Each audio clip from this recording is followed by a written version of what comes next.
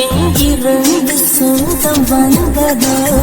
நெஞ்சம் வேடந்தாங்கள் இந்த கூட்டில் நானும் வாழவே கேட்க வேண்டும் நீங்கள் தாய் பறவை சேகரித்து ஊட்டுகின்ற உறவு அதுதானே வாழ்கிறது உயிர்களின் அழகு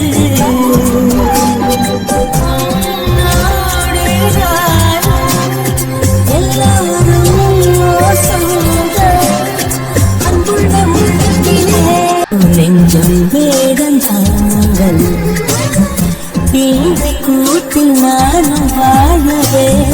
கேட்க வேண்டும் நீங்கள்